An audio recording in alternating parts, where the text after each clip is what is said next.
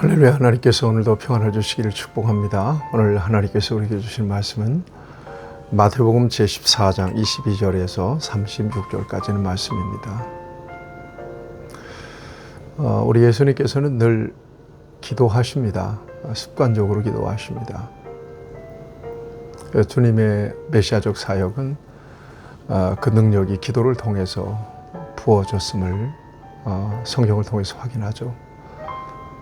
여러분, 예수님께서 그렇게 밤이 맞도록 기도하고 또 새벽 명령에 기도하고 또 중요한 일이 있을 때 기도하는 것을 보면 기도라고 하는 것이 얼마나 어마어마한 능력인 것을 저와 여러분들이 다시 깨닫습니다. 그리고 제자들에게 기도를 가르쳐 주시기까지 하시잖아요. 여러분, 영적 생활에 있어서 기도가 얼마나 중요한지, 이 땅에서 하나님의 자녀의 권세와 그 능력과 축복을 누릴 수 있는 중요한 도구는 기도 외에는 다른 것으로 이런 종류가 나갈 수 없다. 여러분 기억하셔서 늘 깨어 기도하시는 여러분들이 되시기를 바랍니다. 이제 벳세다 광야에서 오병이어의 기적을 통해서 장정만 5,000명 그리고 12광주리가 남았다 그랬잖아요. 그 기적 이후에 우리 예수님께서 제자들을 건너편으로 가도록 하십니다. 배 타고. 그리고 예수님은 어디로 가시는가 하면 기도하러 따로 산에 올라가십니다. 기도하러 따로 산에 올라가십니다. 네. 여러분, 예수님의 기도의 그 습관, 저와 여러분들이 잘 배울 수 있어야 될 것입니다. 여러분, 염려하지 말고 기도하셔야 돼요. 산상수훈에서 기도에 대한 말씀들 우리에게 정말 많이 주시잖아요. 또 교회에 오면 기도하세요 그래요. 기도하세요. 기도가 어렵다고 느끼십니까? 믿음이 부족하면 하나님을 찾기가 좀 힘들겠죠. 불가능하겠죠. 그렇지만 하나님의 자녀로 거듭나셨다면 여러분들은 자녀입니다. 하나님은 아버지고요. 아버지와 자녀가 대화하는 것이 어려운 것은 아니잖아요. 무슨 기도에 특별한 형식이 있는 것은 아닙니다. 물론 기도에는 나름대로 형식이 있습니다. 네. 그 형식이라는 게 하나님께 기도하니까 하나님 아버지, 그 다음에 감사와 찬양을 하죠. 그 다음에 회개합니다. 간구합니다. 예수님의 이름으로 기도합니다. 예수님의 이름으로 기도하는 거죠. 네, 이런 나름대로 형식이 있지만 그러나 때를 얻든지 못 얻든지 하나님 앞에 구하는 것입니다. 맡기는 것입니다. 그리고 더 중요한 것은 하나님과 교제하고 소통하는 것입니다.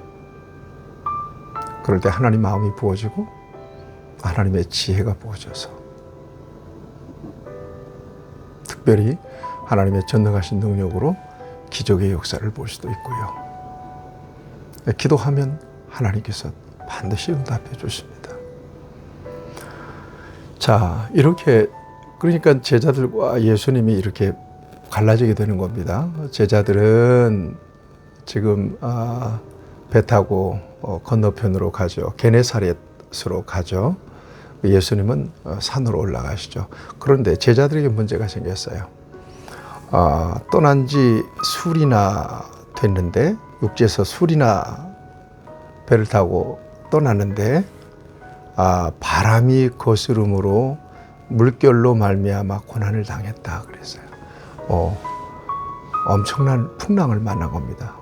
우리가 아는 대로 예수님의 제자 가운데 갈릴리 바다에서 고기 잡는 어부 출신들이 4명이나 있잖아요. 그랬음에도 불구하고 이건 죽을 만큼 엄청난 큰 풍랑이, 배가 뒤집힐 만큼 엄청난 풍랑이 일어난 겁니다. 네. 그런데 이때 여기 25절에 보니까 밤 사경에, 이 밤 사경이라고 하는 것은 로마식 시간으로는 새벽 3시에서 6시 사이 정도 된다고 합니다. 이때 바다를 물 위를 걸어서 제자들에게 예수님께서 걸어오십니다. 제자들이 물 위로 걸어오신 것을 보고 요령이다 이렇게 해서 무서워서 소리를 지릅니다. 그렇지 않겠습니까? 얼마나 놀랐겠습니까? 그러자 예수님께서 안심하라 나니 두려워하지 말라. 예수님의 음성이 들리죠. 그러자 베드로가 만일 주님이시면 나를 물 위로 걸어오라고 해주십시오. 그러자 예수님께서 오라 그래요. 베드로가 물 위를 걷습니다. 최초의 물 위를 걸어본 사람이 바로 예수님 외에 베드로가 아닐까 생각합니다. 물 위를 걸어갑니다. 걸어가다가 바람과 파도를 보고 무서워서 두려워서 물속에 풍덩 빠집니다. 호우적거립니다. 그 호우적거리는 베드로를 손을 잡아 이렇게 건져주시면서 왜 그렇게 믿음이 적냐? 왜 의심했냐? 이렇게 책망하시죠. 그리고 예수님께서 베드로와 함께 배에 오르시자 바람과 풍랑이 잔잔해집니다. 여러분, 믿음으로 물 위를 걸을 수 있다. 오늘 이 장면을 저와 여러분들이 보았습니다. 믿음으로는 물 위를 걸을 수 있다. 걸을 수도 있다. 베드로를 통해서 우리에게 보여주시는 것입니다. 그러니까 성경은 하나님의 능력을 경험하는 데 있어서 언제나 믿음이 전제가 돼요. 믿는 자에게 능치 못할 일이 없다.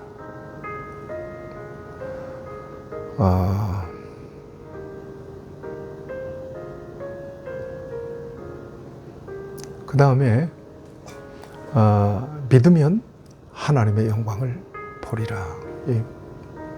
나사로의 죽음 앞에서 예수님께서 하신 말씀이죠. 믿음입니다. 믿음이 관건입니다. 믿음이 무너지면 모든 것이 무너져요. 믿음이 서면 모든 것이 이렇게 바르게 세워집니다. 주님과 나 사이에 믿음이 무너지지 않도록 관리하는 것은 그래서 너무나 중요합니다. 그래서 예수님께서 끊임없이 제자들에게 말씀하십니다. 우리에게 믿음을 더하소서 하라. 믿음을 더하소서. 여러분들도 하나님 앞에 기도할 때마다 그렇게 기도할 수 있어야 될 겁니다. 하나님, 내게 믿음을 더해 주시길 바랍니다.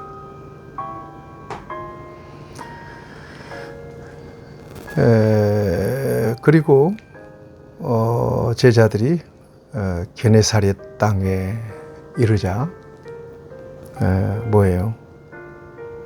수많은 사람들이 와서 예수님의 옷자락이라도 붙잡고 되는 사람들은 전부 다 고침을 받았다. 이렇게 말씀하고 있습니다. 오늘 이 말씀 속에서 우리 인생에는 이렇게 엄청난 풍랑들이 있습니다. 두렵습니다. 인생이 막 침몰될 것 같아요. 위태로운 순간도 많습니다. 우리 예수님은 위태로운 인생이 난파되지 않도록 인생의 배가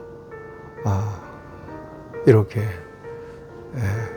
풍랑에 가라앉지 않도록 물 위를 걸어오셔서 그 인생을 보호하시고 돌보시는 주님이시며, 그렇게 두려운 상황 속에서도 주님을 향한 믿음을 갖게 될 때 그 모든 두려움을 이겨낼 수가 있다는 것을 이 말씀 속에서 우리에게 가르쳐 주십니다. 여러분들의 삶에 여러 가지 풍랑, 오늘도 여러 가지 겪게 될 여러 가지 어려움들, 주님이 여러분들을 돕기 위해서 여러분들과 함께 하신다는 믿음 가지고 이겨낼 수 있게 되기를 바랍니다. 모든 풍랑들을 예수님께서 배에 오르시면 잠잠해집니다. 여러분들의 인생의 배에 예수님을 모십시오. 예수님을 모셨다는 그 믿음 가지고 여러분들이 어떤 장애물이든 어떤 위험이든 어려움이든 돌파해 나갈 수 있기를 바랍니다. 우리 주님께서 은혜 주시고 또 여러분들을 붙드시고 안전하게 지켜주실 것입니다. 믿음은 두려움을 이깁니다. 믿음은 모든 염려를 이깁니다. 그 은혜가 저와 여러분 안에 있기를 축복합니다.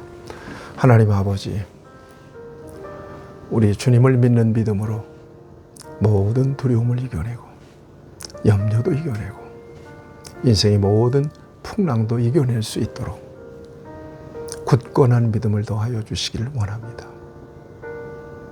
주님을 믿는 믿음으로, 주님을 바라보는 믿음으로 물 위를 걷는 기적도 체험할 수 있도록 하나님께서 우리에게 믿음 더하여 주시옵소서. 예수님의 이름으로 기도하옵나이다. 아멘. 여러분 축복합니다.